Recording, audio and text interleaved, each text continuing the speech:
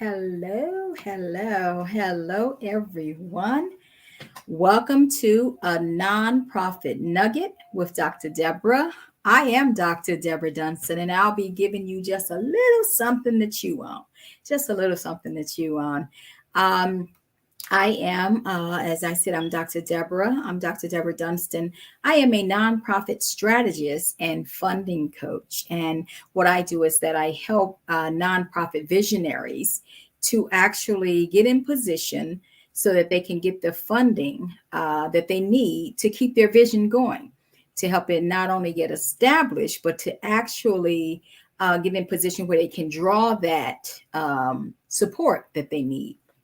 And so I help to give them funding ready. I help to get them funding ready. Last week, we actually talked about what I do here is answer questions that nonprofit leaders or those even thinking about starting a nonprofit or even what is called social entrepreneurs. Those are people with for-profit businesses but that have a mission attached. So I say a social enterprise or a social entrepreneur is a business with a mission. So I help all of them. I help them to any type of social enterprise, including a 501c3, to get in position to get the funding that they need. And I put that in there because some people have asked me some questions. I've been getting calls from for-profit businesses, small for-profit businesses and entrepreneurs that actually have a mission attached to their businesses, and they wanted to know if they're eligible for funding. So we'll be talking about that on another show, but I needed to get that out there. But so what I do here on a nonprofit nugget is I answer those questions that people send me in my inbox right here on Facebook or that they email to me. So I answer those questions right here. So if you ever have something in the back of your mind, please just send me a DM and I'll promise you I can get it here on the show. So today's question, last week we talked about, can a nonprofit make money? Should they earn money? And my short answer to that is yes.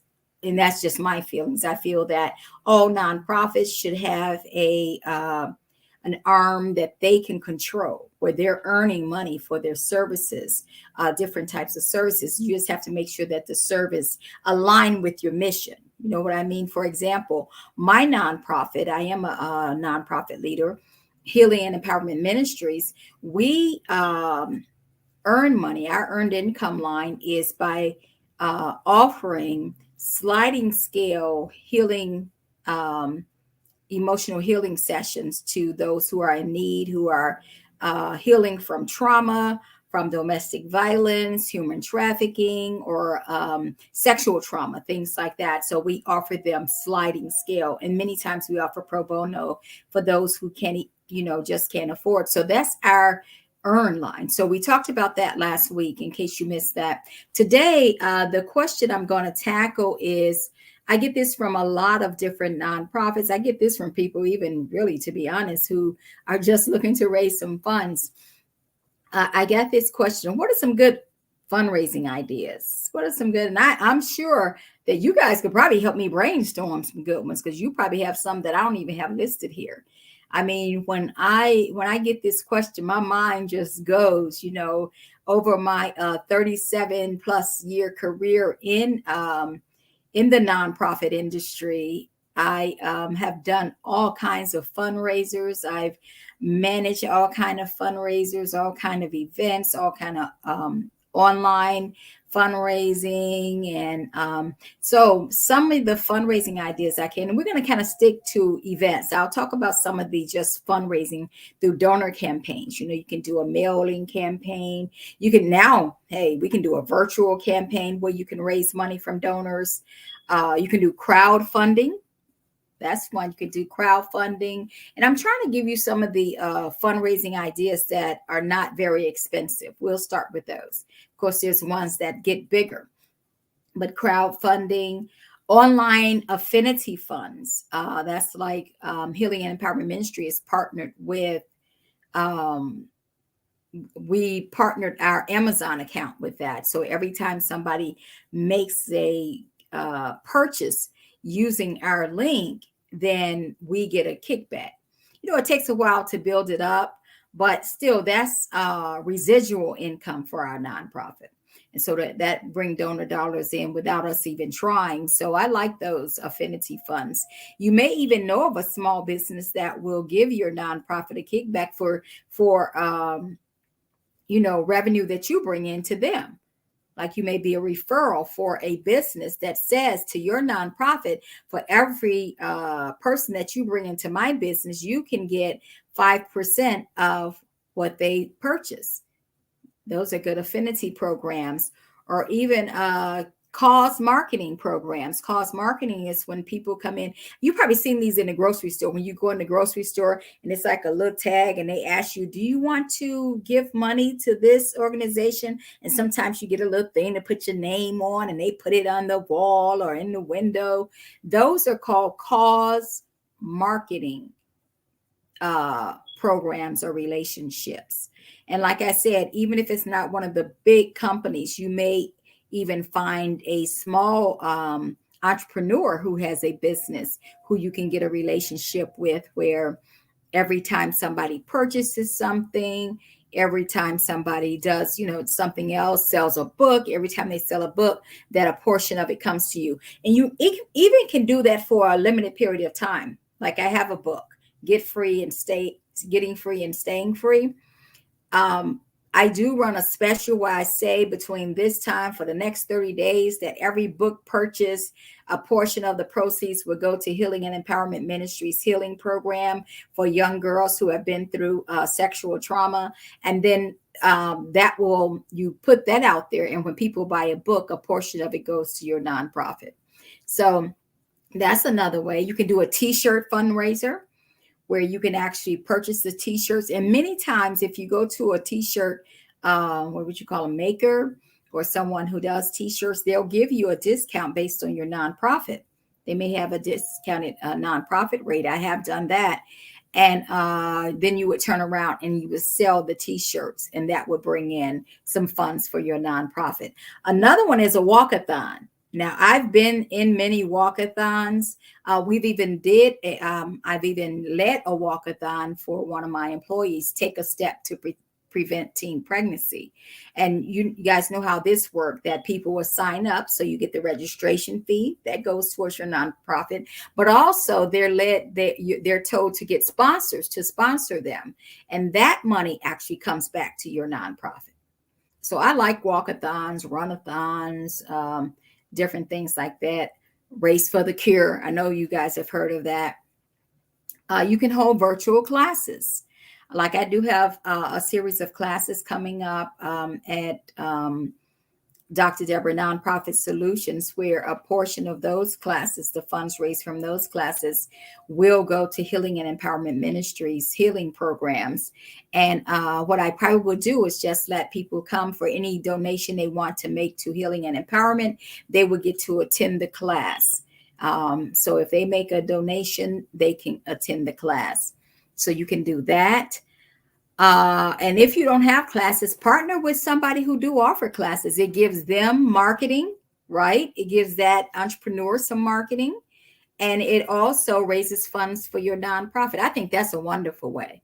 Think of all the people you know who may have businesses where they would love to get some marketing and for you to be out there marketing for them. Why do you think big companies do it? Why do you think they sponsor? So you can have somebody sponsor a class just for your nonprofit. So that's another thing you can do by partnering with someone. You can have a virtual book club. I used to belong to a book club that we only paid $5 a month, but that $5 went to that nonprofit. That nonprofit held a book club. We would meet online, and we only paid $5 a month to belong to the book club. And that $5 was a donation. And what you got back for that is the good feeling of giving, tax deductible donation, but you also got a chance to fellowship with others. We did it online a couple of times, but we also met in person. So we would have, I call it tea and crumpets. So we would have tea and crumpets and meet and discuss the book. And everybody gave a $5 donation, which went to that nonprofit. Another one is that you can have the regular things, bake sales, dinners, I've even seen somebody do a tea party, totally themed tea party with a little fashion show. Don't cost anything. People can, all you need is the space. If you have the space, you may partner with someone. You may find free space, but you can have a tea party. You can have a luncheon. But, the sky is like the limit. For little or nothing, you can do this. And many times you can get the food donated. I know Chick-fil-A donated for, a tea that I had. They donated a platter of the little nuggets. I love those nuggets. But they donated a platter of little nuggets. I got a little something to drink. I had a tea station, and we had a tea party, and people only paid $10 to come to the tea party. But the tea party probably only cost our nonprofit about $100. And we made good on that tea. In fact, it probably even cost that much because we got so many things donated. The cookies were donated. We bought our tea. We already had the teapot. So a tea party can raise money for your nonprofit. You can even have a concert. I like this. If your nonprofit services youth, have the youth get together and do a little concert. Parents will pay to see their kids. I'm telling you. And kids are so cute. We even did the concert. We were outside. We did it in one of our board members' backyard, and we invited people in. We even had vendor booths where people paid to be there, and they were selling trinkets for kids and, cookies. They were selling things. So we made money that way too. The money is in the sponsorships, you guys, not the ticket. The money is in the sponsorship. Sell those vendor tables. You can do networking events where the money goes to support your nonprofit. You can do an art show. If you do anything with children, you can have them actually create art and then have them show. So not only will it raise funds for your nonprofit, it will also give you the chance to showcase the things that the children you serve do. And not just children. I've actually went to art shows that were totally sponsored by nonprofits that actually do healing through art. Healing through art. That is a great thing. Healing through art, drawing and writing. You can make cookbooks. You can have people write recipes. You can do an anthology and sell that on behalf of your nonprofit. I mean, it's just endless. I could just sit here all day and give you fundraising ideas, but I want some of your fundraising ideas, especially those ones that don't cost very much that we can share with each other.